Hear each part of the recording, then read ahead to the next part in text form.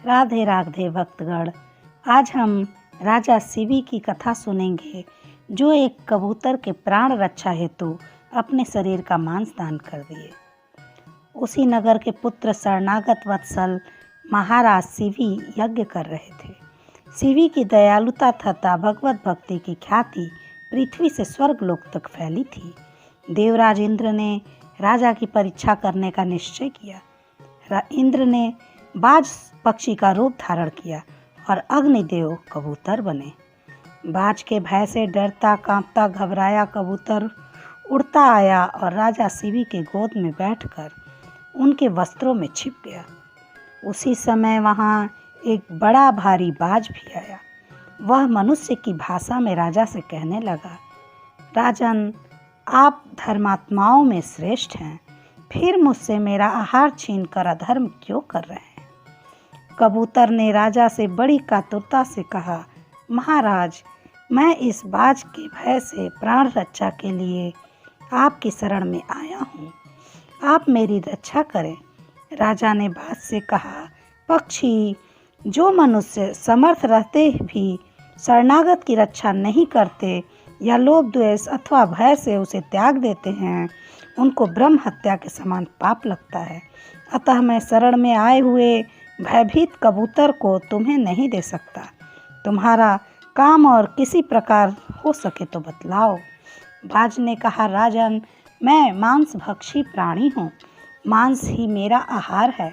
कबूतर के बदले आप और किसी प्राणी को दें या अपने मांस को ही इस कबूतर के बदले दे देवे तो भी मेरी क्षुधा पूर्ति हो जाएगी। इससे मुझे कोई अंतर नहीं पड़ता। कबूतर के बराबर मांस तौलकर मुझे दे सकते हैं, मुझे अधिक नहीं चाहिए। राजा को बड़ा हर्ष हुआ। उन्होंने कहा, बाज, तुमने मुझ पर बड़ी कृपा की है।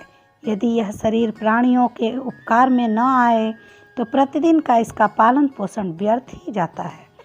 इस नाशवान अनित्य शरीर से नित्य अविनाशी धर्म किया जाए, यही तो शरीर की सफलता है। एक तराजू मंगाया गया। एक पल्ले में कबूतर को रखकर दूसरे में राजा शिवी अपने हाथों अपने शरीर का मांस काट काट कर रखने लगे। कबूतर के प्राण बचे और बाज को भी भूख नष्ट हो सके, इसके लिए वे राजा बिना पीड़ा या खेद प्रकट किए अपना मांस काट कर पल्ले पर रखते जाते थे। किंतु कबूतर का वजन बढ़ता ही जाता था। अंत में राजा स्वयं तराजू पर चढ़ गए। उनके ऐसा करते ही आकाश में बाजे बजने लगे, ऊपर से फूलों की वर्षा होने लगी। उनके सामने अग्निदेव और इंद्र अपने वास्तविक स्वरूप में प्रकट हो गए।